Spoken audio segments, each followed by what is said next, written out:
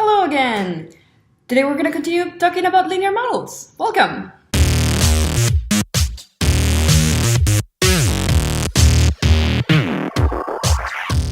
So last time we had a little bit of an introduction of how to use linear models in Python, and what we're going to be doing this time around is to do a practice example. And for this, we're going to be using a dataset that I downloaded from Kaggle, and in the description you're going to see how to be able to access these datasets so you can do it from your computer.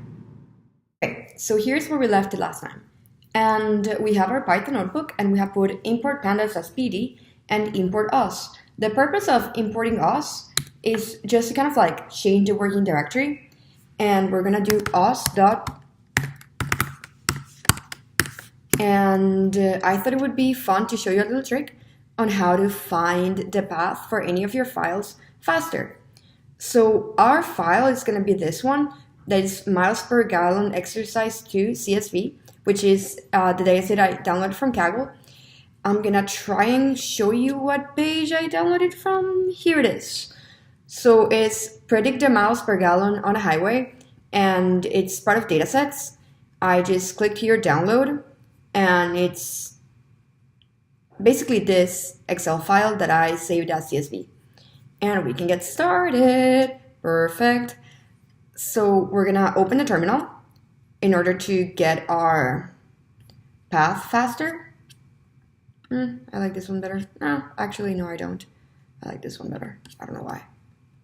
And we're gonna go here, and we're just gonna drag our file into the terminal. And that's gonna give us the path for our file. And we're gonna be copy pasting everything from user up until, I believe, downloads, because the other part here should be kind of like the name of the file itself. And I'm gonna change the name because I don't like that it has spaces. And we're gonna come here and we're gonna put this inside of this, and it should run perfectly fine. It did. Here it's gonna be MPG, it's gonna be our dataset. We're gonna do pd.read CSV, the name of our file, and we're gonna run it. And here's our data. Before we get started, it's always a good idea to just kind of like try to do some exploration of how our data looks like. So we can go ahead and do shape, and we know that we have basically 93 rows and 11 columns, and we're going to be trying to predict the MPG, the miles per gallon in a highway. Our variables, our X variables, are going to be the number of passengers, the length of the trip, I believe it's that, wheelbase, width of the car. Oh, it's probably the length of the car actually. Width, U-turn space, rear seat, luggage, weight, horsepower, and fuel tank. Perfect.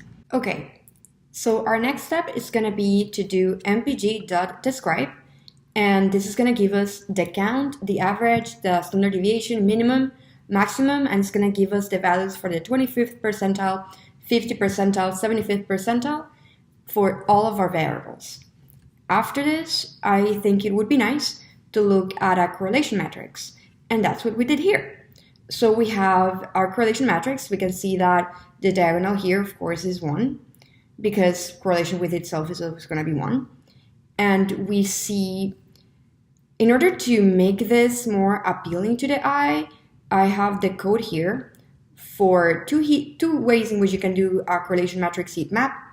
And what's interesting and important to note from here is that, for example, this value and this value, like this and the very dark color here, they look very different, but both of them indicate a strong correlation, just because, like, for example, the lighter color, it's indicating a positive relationship, and the darker one, it's indicating a negative relationship. So the variable that we're trying to predict, which is the miles per gallon highway, actually it's very highly inversely correlated with the grand majority of the other variables that we have here. And that's a little bit important to note when we're doing the regression. And we can see that all of the other variables are not necessarily like highly correlated with themselves. except maybe passengers and horsepower. So I think we can get started now.